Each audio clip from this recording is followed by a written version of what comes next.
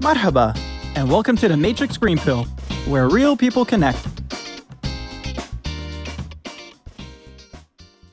Hello and welcome back to the Matrix Green Pill podcast. I'm Hilmarie Hutchison, and today I'm again joined by my lovely co-host, Victoria. Welcome, Victoria. Hello, Hilmarie. Thanks for having me with you today. It's so lovely to have you on the podcast again. Today we are super excited to introduce Alex Thomas, a Canadian entrepreneur, business leader, husband, and father. He's also the co-founder of Ottawa-based Sea Ridge Technologies and more recently the author of Man in Motion. Hello, Alex, and welcome. And thank you so much for joining us today. Hey guys, thank you for having me. Let's jump right into it. So some of our listeners will definitely already know your story, but for those who don't, could you please introduce yourself and tell us a bit more how you ended up here in the UAE? So my full name is Alex Thomas Sorial. So as a writer, it's under Alex Thomas, but in business, it's my full name. And I ended up in the UAE a couple of years ago, a few months just before the pandemic started, actually. I moved here with my wife with basically the idea of expanding the business that you guys were talking about at the beginning, Sea Ridge Technologies. In a growth phase, we had customers all around the world, and Dubai was a much easier place to get to the Far East, where a lot of the business activity was for me. And it was an opportunity for my wife as well to expand her career. And like I said, that was 3 months before the pandemic started. So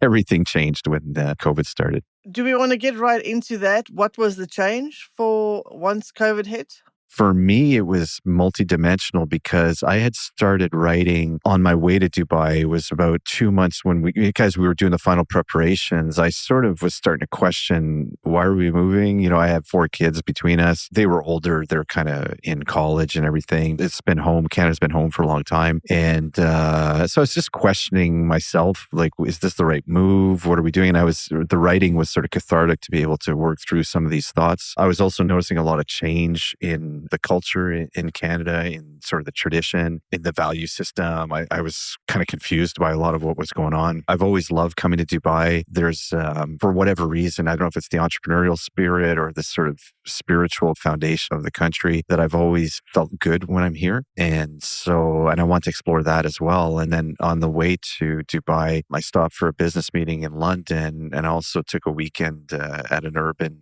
spiritual retreat with a shaman that was fairly profound, and I detailed that in the book. So that was sort of a kind of a moment of illumination in my life as well. And so that set in motion a whole series of events. And then when the pandemic started, I was probably halfway through writing a book that I didn't really know that I was writing at the time. And then that ended up getting published here in Dubai last month. So before we talk about the book, I want to just take one step back and ask you, we know that you had spent most of your life as a tech entrepreneur. So can you please share with us your backstory about how did you get into that?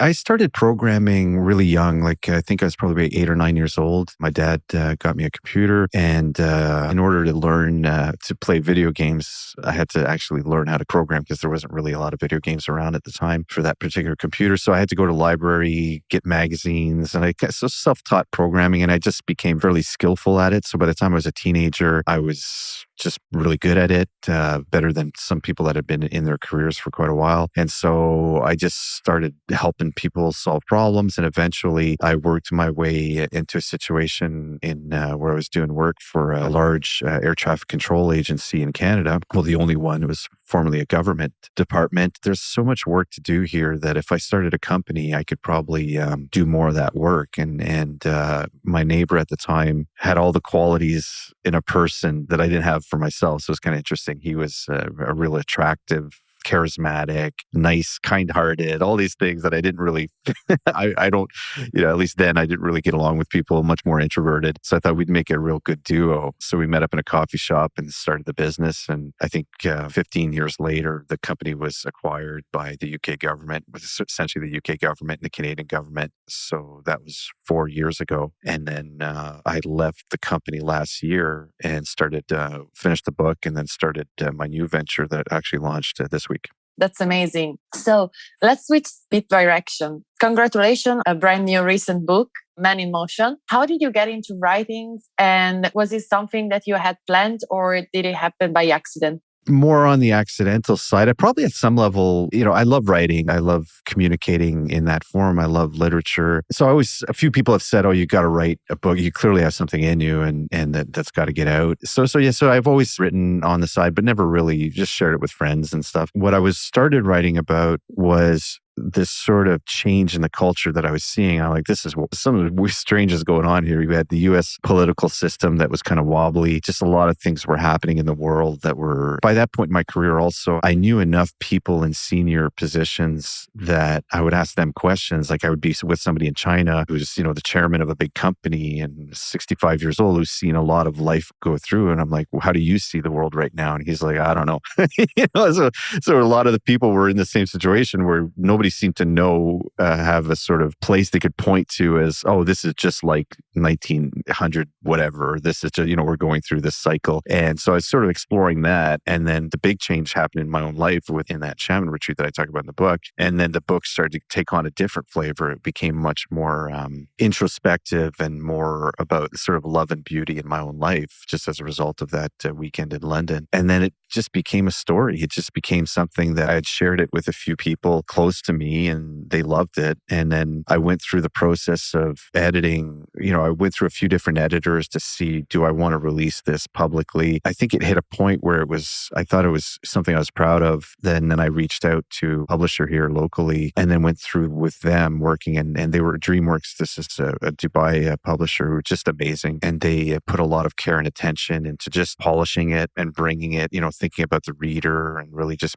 focusing on the accessibility and things. That's how that all came about. And now I just love I write whenever I can and already working on the next book. So we can say that for you, at some point, it became more a personal journey. That book is about a personal journey. I think it starts in a place where my life was disrupted. I got divorced, I think about 8 or 9 years ago, which I think is no big deal today, but it was a huge deal to me at the time. It was partly because just my whole identity was wrapped up in being a dad, a husband. I just couldn't imagine my life any other way. And so I really had a hard time. There's a lot of grieving in that process and then how to sort of navigate my way through it. So there was sort of some elements there, but a lot earlier than that, I think even as young as a child, I'd say I've always been on somewhat of a mystical journey. I've always been fascinated by all religions and spirituality and just like curious, like why does this one say this and this one say that, and trying to learn. And the people I love listening to would be like monks and old rabbis and imams, like without prejudice, just listening and seeing how they see the world. So that world always appealed to me. And then I noticed as I was growing in my own personality and my own character that the teachers, the people that I was learning from, there was less and less of them. And I got to a point where I wasn't really learning anything new anymore or able to actualize anything new. I felt like I was sort of ready to start talking. And so the book in a lot of ways has some of those elements that I've learned along the way. And I'm sharing not as this is how you should live or anything like that. It's just things that I've learned that I've put into practice in my life that have led to fun and adventure. That's very deep. That's very interesting. And how did you manage the transition of switching careers? It was difficult because I'm a worker. I started young. I think my first actual job was a paper route when I was 12, worked at McDonald's. Like I love working. Like I'm good at it. It doesn't really matter what the job is. So that's part of my identity as well. When the pandemic started, I voluntarily left the position I was in, and it was a good position, paid really well. And it was taking care of a lot of comfort and needs and stuff and security, and to sort of voluntarily put myself in that position of insecurity and not knowing the future. That part was uncomfortable, but it matched. It was funny because had I not written the book, I wouldn't have done that. The book has especially towards the end, has an ethos in it. And the things I was saying to my kids, I wasn't living by the same things. I said, no, I've got to do, because what was happening in my career was even during the pandemic, I wasn't adding any value to the company. So they were paying me a lot of money, but I'm not really giving anything back. And that just didn't sit well with me. So actually letting that go was challenging. And then the other part, it's part of your identity. So if you're not working and like, what are you doing? I'm doing yoga and I'm working out. It doesn't feel right to me. I spent a year learning how to do nothing really well. Just be disciplined about doing nothing and learning how to meditate well, learning how to be disciplined in other parts of my life, learning how to be bored really well. And that actually has been a huge gift to me, like how to just live through those moments well and not have to be active and change things and always be running. So now as I re-enter this new venture, I feel a lot more clarity orderly and disciplined in how I can kind of go about things.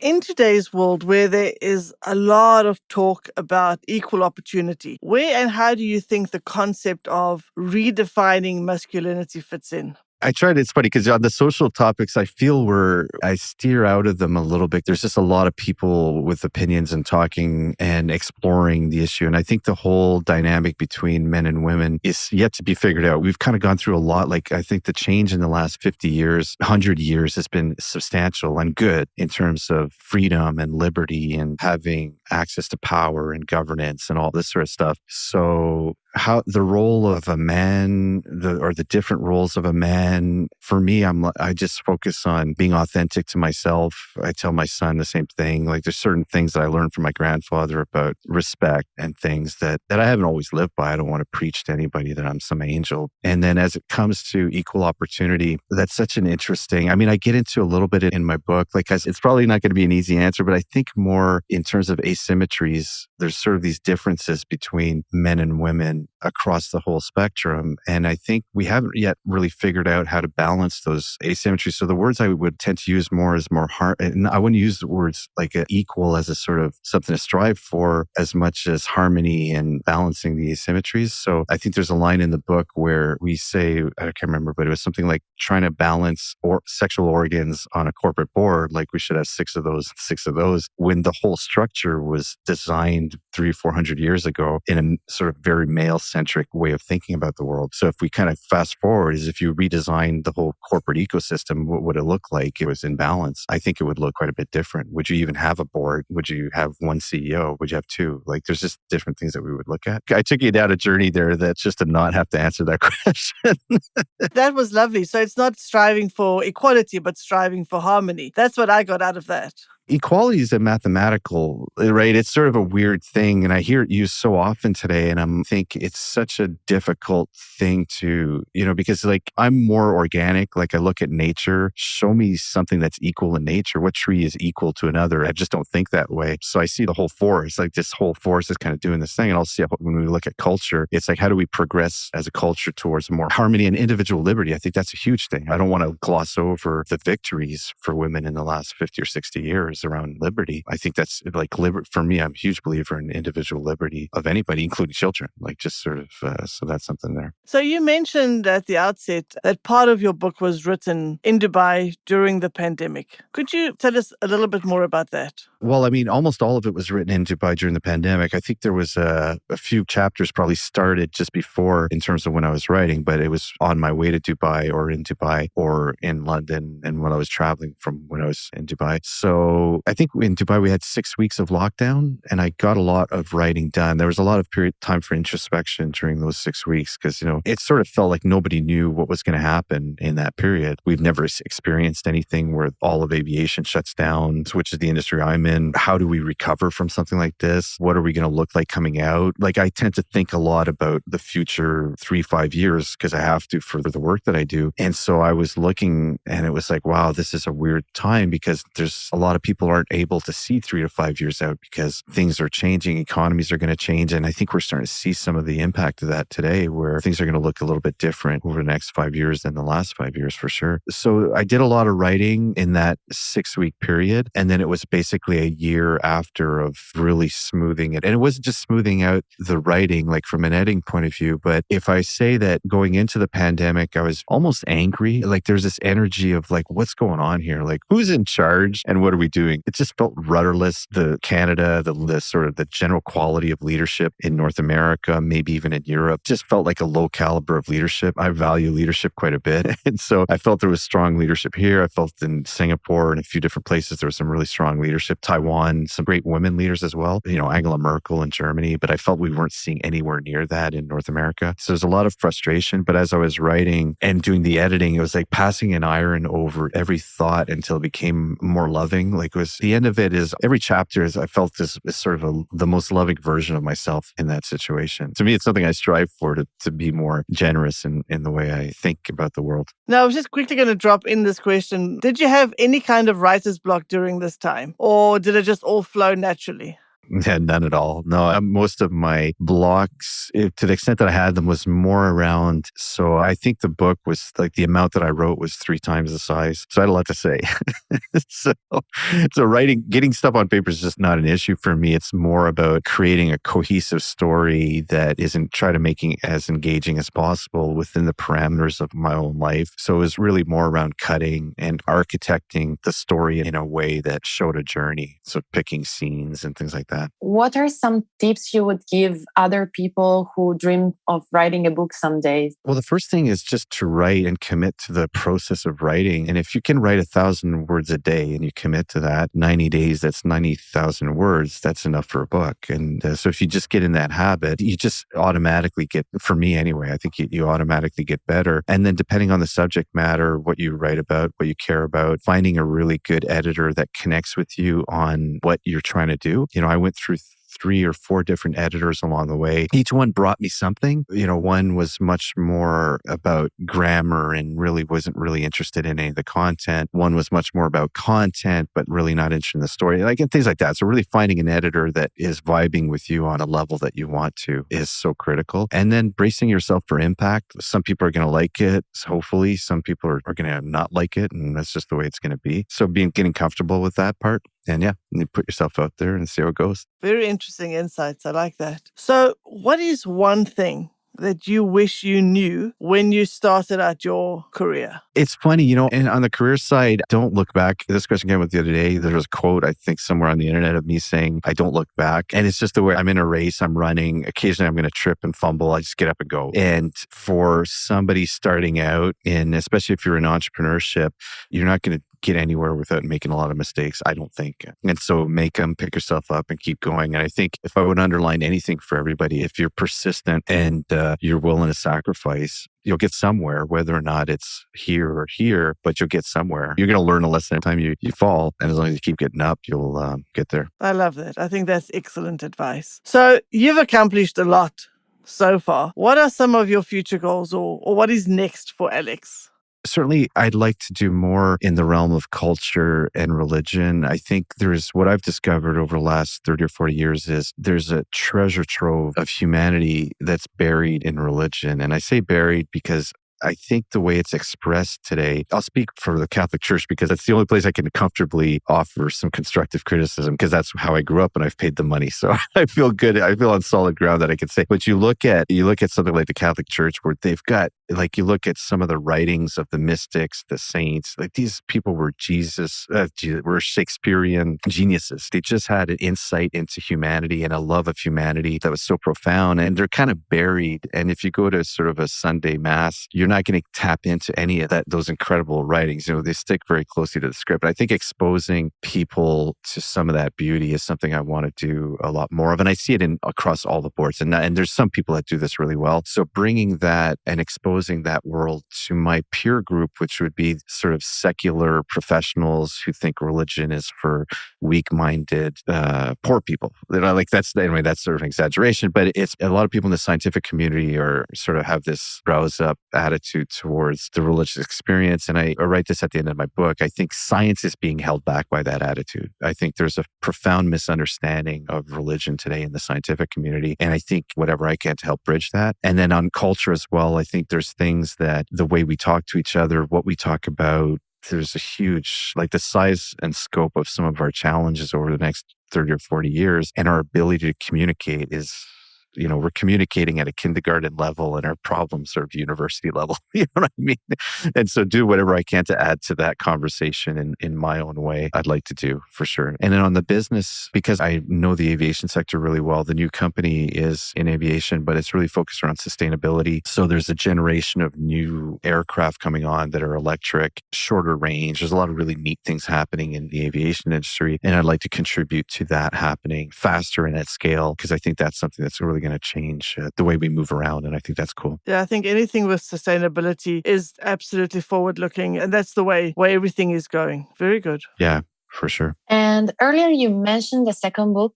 Am I right? Yeah. Yeah. Can you tell us a bit more about it? Really two separate books. They may come together later on. My plan is to take 2 years to write an interesting story. There's two places that pull me. One is I like exploring the literary side a little bit, but I also like exploring the personal introspective parts. So the personal introspective part is what I call Khalil Gibran's love, which is if you ever read he's in the Prophet, there's a text on love. And the way Khalil Gibran describes love, it's almost unpleasant. It talks about getting torn apart by love and everything. And that fascinates me because I think a lot of people will say, I'm in love today. But really what they mean is I've just met this person. I'm infatuated. I'm full of desire and passion and exuberance. And I'm excited about the future. Fast forward 4 or 5 years and they're sitting across and the way that other person eats their soup, drives them bananas. That to me is that day when you the trust breaks down.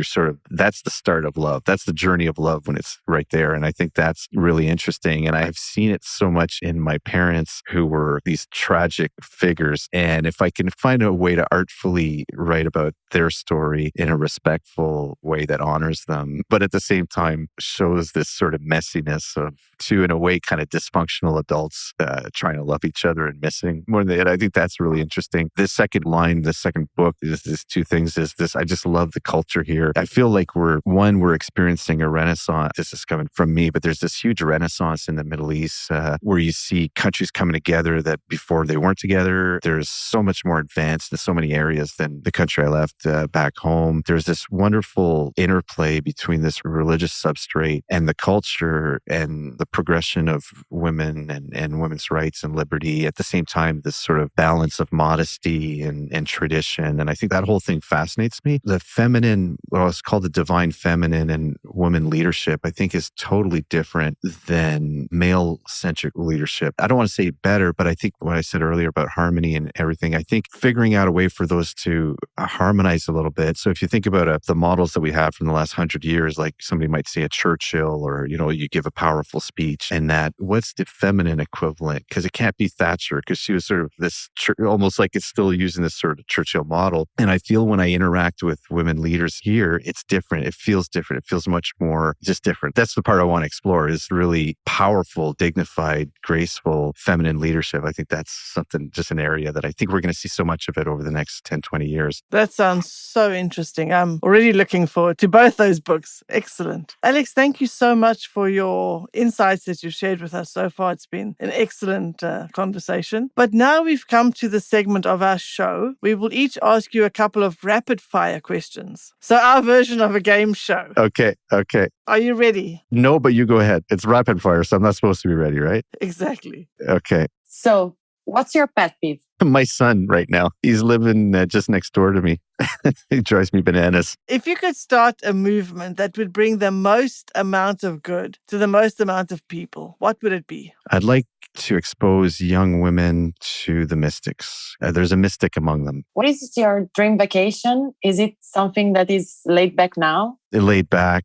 Yeah, it doesn't matter where, just my family around me, just enjoying each other, card games, friends, just very laid back, yeah. What is one thing you do on a daily basis, regardless of how busy you are? I'm proud to say, because this is new in my life over the last year, is I walk every day. I live in a place called Sustainable City where there's a lot of trees and animals and chickens. And I think that nourishes me. And I meditate every day. And most days I work out. And if I can get through at least 2 of those 3 things, mentally, I'm amazing. Thank you for playing along. Now, before we wrap up, we would like to do our Green Pill moment. So for this segment, we'd like to ask you, what Green Pill advice would you give to your younger self? Is actually, I think the first or second chapter in the book, I actually have a section where I refer to myself as the man writing, differentiating from the boy who was living through those moments that I'm writing about, which is sort of a weird kind of thing. But it was to get around this issue where I'm writing about these young men's moments. I'm writing them as this sort of person that has this more introspection. And I say, if I could tell that boy only this, it would be I think something like, trust that the arc of life bends toward goodness. If you view the world as fundamentally for you, you or against you, there's such a huge difference in how you live your life. And it's subtle. Like a lot of people will have this bias where the world is for them. Good things are going to happen, naturally kind of optimistic, which I'm much more in that category today. And the category I would have been in for most of my life is the world is against me. I'm fighting it. I got to fight for my every inch that I get. And so I didn't trust the world. Living with this sort of attitude of, we can even call it faith, but this attitude that things are going to generally work out because the world is fundamentally a good place and I'm part of this whole thing. And I'd even go as far as seeing it's underpins some of our cultural issues today. If I can just sort of take going a little thing, is you sort of see it in science where there's this attitude of almost we're coming from an outer space where these colonialists that have come to this earth to dominate it, and it's against us. You know, the viruses that are coming out of nature, everything is against us. And we have to like do all these things to survive, as opposed to you flip that around and say, no, we're actually from the earth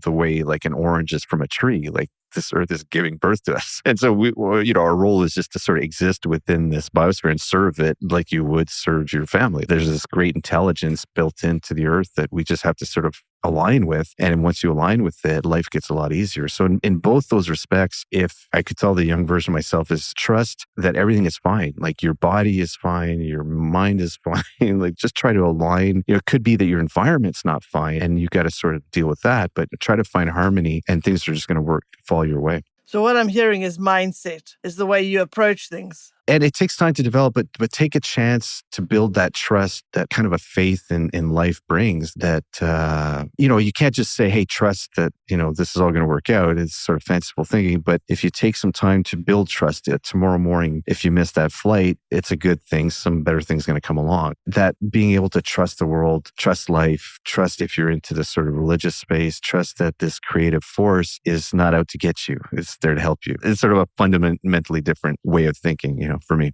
Thank you very much for sharing your fantastic story with us today. I am so sure our audience will thoroughly enjoy this conversation as much as we have. Perfect. Thank you very much for having me. And I look forward to listening to you guys. Before we say goodbye, could you please tell our audience where they can find you and follow you? We'll put this in the show note as well. Sure. So on Instagram, it's at.thewriter. And on LinkedIn, I'm Alex Sorial. And those are the only two social media, thank goodness. Thank you again for joining us today and for your insight. We wish you all the very best. And you guys too. If you enjoy our conversations, please like and subscribe. See you next Wednesday.